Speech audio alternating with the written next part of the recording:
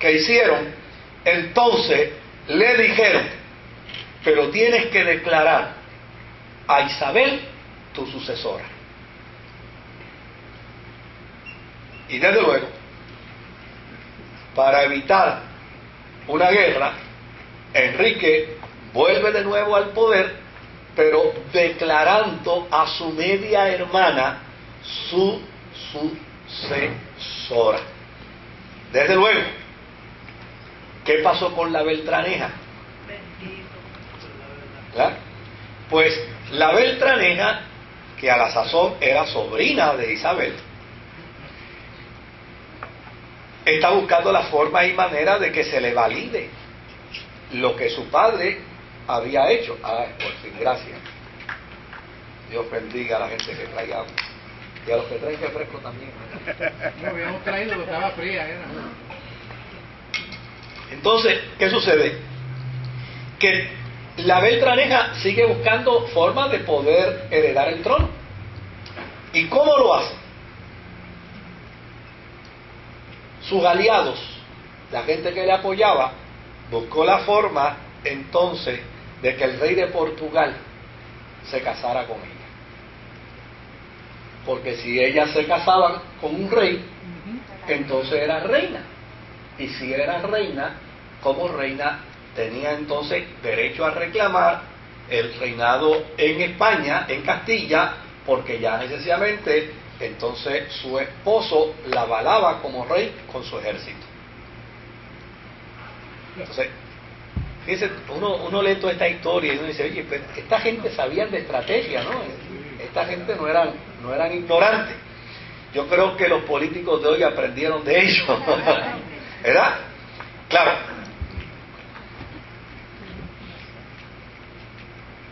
Cuando Enrique se entera de algo que Isabel estaba haciendo también, porque tenía derecho, claro, Isabel se entera de que la Beltraneja está buscando las maneras de casarse con el rey de Portugal, para que el rey de Portugal entonces la vale con su ejército como reina para España. Pues Isabel, ni tarda ni perezosa, entonces también hace lo mismo. Claro que sí. Ahora, ¿cómo lo hizo? Pues lo hizo con Fernando, que era rey de Aragón. Y le dijo: óyeme, ¿te gustaría casarte conmigo? Y desde luego, ellos eran primos segundos, tenían buena comunicación, y desde luego, en ese sentido, Fernando de Aragón entendió que lo propio era buscar la manera de afirmar a su prima, porque afirmando a su prima, él no solamente iba a ser rey de Aragón, sino también que iba a ser ¿qué? Iba a ser rey de Castilla. Claro, pero cuando Enrique se enteró que Isabel estaba haciendo esto, desde luego la quiso meter presa. Y cuando la quiso meter presa, el pueblo se sublevó. Y al sublevarse el pueblo, ella se va a Valladolid, donde era bien querida, donde era bien estimada, y la gente de Valladolid entonces la protege. Claro, el padre de Fernando era propiamente el rey de Aragón, él era el príncipe de Aragón. Y cuando el padre de Fernando se entera de que su muchacho está enamorado de Isabel y que el rey Enrique IV está buscando a Isabel para liquidarla, dice: si quiere matar a su hermana, me mata a mi muchacho. Así es que lo que hacen es que encierran a Fernando, lo enclaustran, y Fernando, ni tardo ni perezoso, se aprovechó de una noche cuando sus custodios se acostaron a dormir y se les escapó. Y desde luego se vistió de arriero, se puso harapo, pasó por Valladolid, llegó hasta donde estaba su prometida Y cuando llegó allí, el pueblo lo protege y él le anuncia a Isabel la intención de casarse con ella. Pero fíjense qué dato interesante. Había una dificultad, y la dificultad era que la iglesia no permitía que los primos se casaran.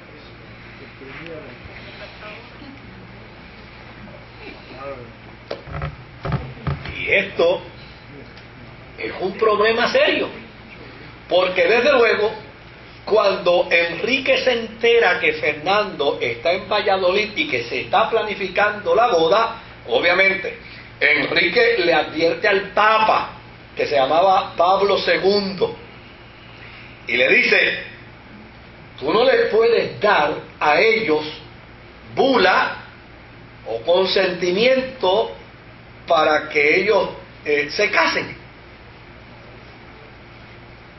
Y desde luego el Papa dice: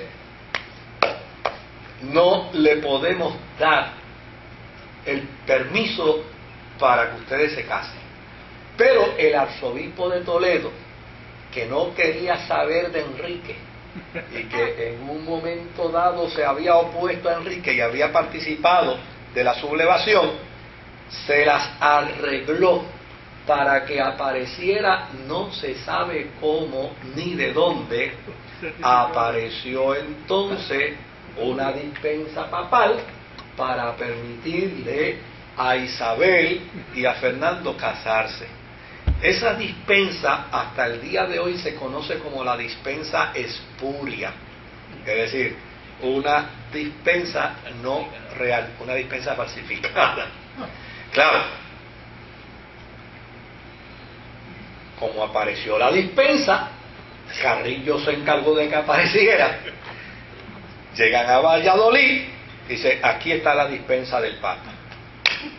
¿Y quién puede ahora decir que no se pueden casar? Así es que los casan. Pero hay un dato interesante, y es que cuando Isabel y Fernando, con el transcurrir del tiempo, le demostraron al Papa la fidelidad que ellos tenían, y le demostraron al Papa que ellos trabajaron por el bien de la reforma, no al estilo de Lutero, no al estilo de Zwinglio, no al estilo de Calvino, quienes eran religiosos que abandonaron la iglesia para reformarla, y ella quiso reformar la iglesia desde adentro, siendo simplemente una reina. Desde luego, finalmente Roma confirmó la validez del matrimonio y le dio autoridad a la dispensa papal espuria que Carrillo había traído.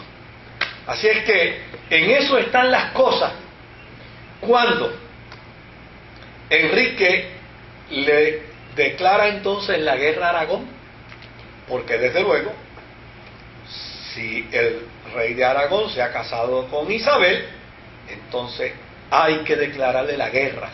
Pero desde luego, cuando le declaran la guerra a Aragón, entonces Roma interviene, se sientan con Enrique, le doblan el brazo a Enrique, y finalmente Roma obliga a Enrique IV a que haga las paces con Aragón y desde luego desista de su empeño por no reconocer a Isabel como heredera al trono. Así es que Enrique no tiene otra alternativa que, con el brazo torcido por parte de Roma, finalmente declarar a Isabel heredera legítima del trono. Unos meses más tarde, tampoco me pregunten cómo fue, Enrique murió inesperadamente. Y al día siguiente, 12 de diciembre de 1474, 12 de diciembre de 1474, Isabel fue declarada reina de Castilla.